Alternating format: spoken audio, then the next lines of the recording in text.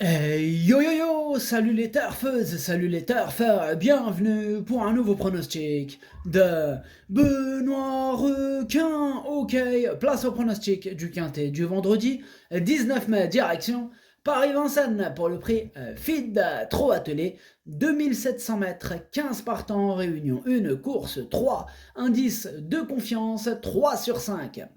Petit retour sur le quintet du mercredi 17 mai. Dans mon pronostic, je vous ai donné le quartet dans l'ordre et le quintet dans le désordre, ça fait plaisir. Cette vidéo, je la tourne avant l'arrivée du quintet de ce jeudi, je reviendrai dessus demain comme d'hab. Ok, c'est parti, on commence le pronostic et on commence avec le numéro 1, Jurella. Et on écoute l'entraîneur Jean-Michel Bazir. Jurella effectue une rentrée après 6 mois d'absence. Il y a 15 jours, elle était encore au champ.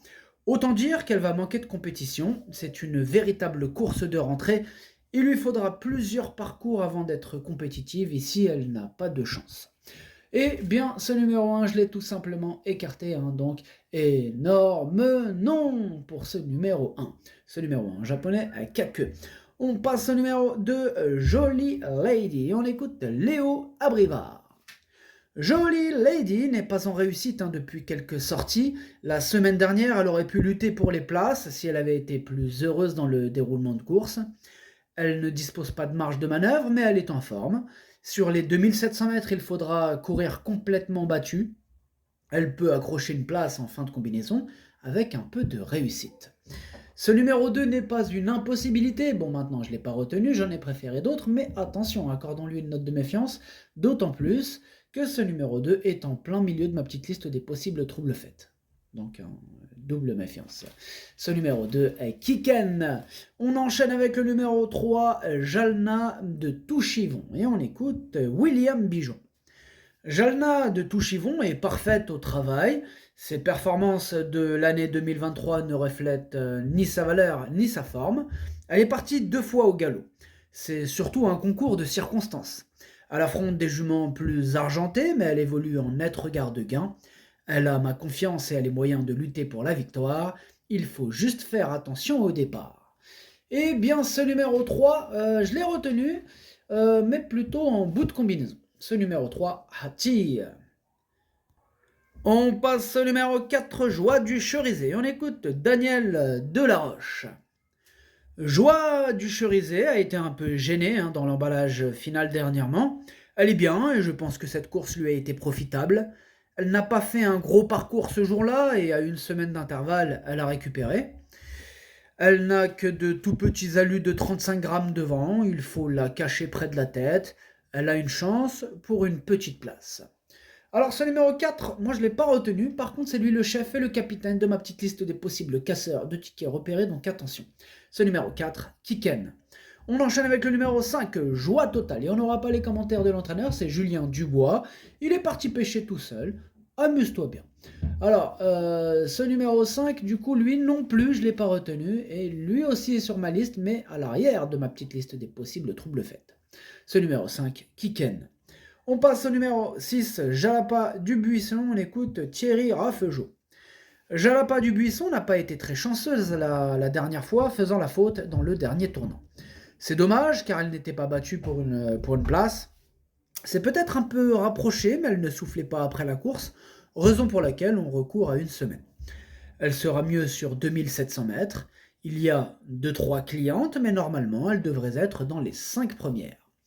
Eh bien, ce numéro 6 me plaît beaucoup, je l'ai gardé très haut, en 4e position. Ce numéro 6, Yo Me. On passe au numéro 7, Jézabel Aufort, et on écoute Johan Le Bourgeois. Jézabel Aufort a peu couru, mais possède de la qualité. Elle a gagné avec la manière, dernièrement, en dépit d'une photo tribune. Elle est dure et peut aller de l'avant. Elle possède du fond, c'est sa principale qualité. Elle est restée en pleine forme et affronte une opposition similaire. Aussi, elle peut s'imposer à nouveau. Eh bien, ce numéro 7, c'est mon préféré et je l'ai installé en tête. Ce numéro 7, Okineri. On passe au numéro 8, Gilles de Gude, et on écoute Franck Bois-Martel. Gilles de Gude n'est pas une gagneuse, c'est une gentille jument qui fait ce qu'on lui demande, mais pas plus. Dernièrement, elle était en 2e épaisseur, le nez au vent, ne déméritant pas, en gardant une belle 5e place. Cela dit, elle est meilleure quand elle est à l'abri. Au papier, elle est quand même barrée ici par 4 ou 5 juments, donc sa place est en fin de combinaison. Eh bien, ce numéro 8, c'est un regret, je ne l'ai pas retenu, mais c'est quand même mon deuxième cheval de complément en cas de non partant. Ce numéro 8, Idomenoko Kai. On passe au numéro 9, Joyce Dream, et on écoute Laurent Michel David. Joyce Dream est bien, et je ne pense pas que la distance la gêne. Je crois qu'elle est meilleure à venir de derrière, elle peut finir dans les 5 premières. Et ce numéro 9, c'est lui mon gros regret, c'est lui mon cheval de complément en cas de non partant. Ce numéro 9, Gokai. On enchaîne avec le numéro 10, Jongleuse de Lune, et on écoute Franck Leblanc.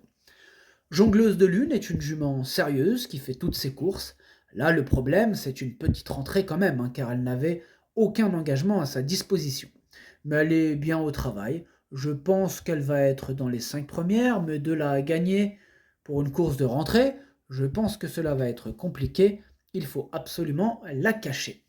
Eh bien, ce numéro 10 fait partie de mes préférés. Moi, je l'ai gardé très haut en deuxième position. Ce numéro 10, Watashi no Nibame no Okiniri.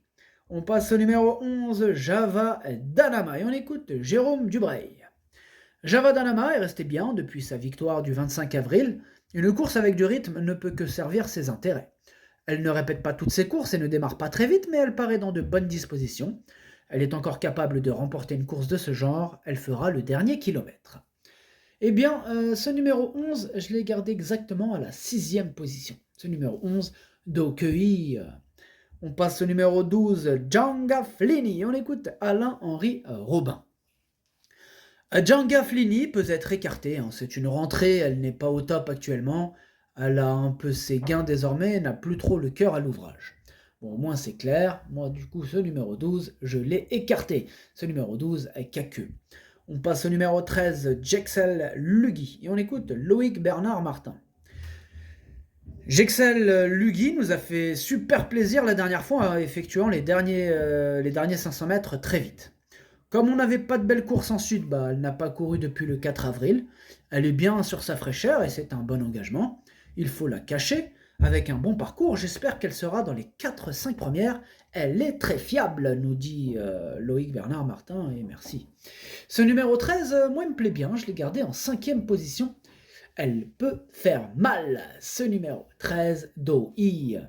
On passe au numéro 14, Joconde de Colmine, et on écoute Marc-André Beauvais. Joconde de Colmine évolue en pleine forme et a gagné facilement en Suisse à 2 reprises. Elle a pris de la force et de la maturité par rapport à l'année dernière. J'ai hâte de la revoir à Vincennes avec les seuls juments. Elle a le niveau, elle tient la distance et à l'issue d'une course à l'économie, elle devrait jouer un très bon rôle. Je pars confiant. Eh bien, je pars confiant également avec ce numéro 14, Joconde de Colmine, qui me plaît beaucoup, que j'ai gardé très haut en 3e position. Ce numéro 14, Daisani. Et on termine avec le numéro 15, Gilles Tigrif, et on écoute Alexandre Abrivard. Gilles Tigrif a été longtemps arrêtée, elle a plusieurs parcours de remise en route, elle a couru en amélioration dernièrement, elle ne peut trouver un meilleur engagement avec les seuls juments, elle aura peut-être un artifice supplémentaire, elle ne détient pas de marge. Un rythme soutenu peut l'avantager à condition d'être derrière les premières. J'espère l'avoir accroché une place sur le podium. Ouais, il est chaud quand même, une place sur le podium. Donc Alexandre Abrivard affiche une certaine confiance avec son numéro 15. Moi, je suis pas aussi chaud que lui, dans le sens où je ne l'ai pas retenu aussi haut. Lui, il parle de podium quand même, donc il parle des 3 premières places là, quand même. Ah ouais, c'est ce qu'il espère en tout cas. Mais voilà, donc pourquoi pas avec un bon déroulement de course et quelques défaillances, mais bon. Voilà, moi je ne l'ai pas non plus écarté, je l'ai gardé en bout de combinaison, mais je l'ai gardé. Ce numéro 15, Nanaï, le pronostic ça donne 7, 10, 14, 6, 13, 11, 15, 3. Merci d'avoir suivi cette vidéo. N'hésitez pas à mettre un pouce bleu si la vidéo vous a plu. Pour accéder à tous mes tickets pour la course du Quintet, rendez-vous directement en description de la vidéo. À jouer avec modération. Bonne chance. Chopez-le-moi. Ciao.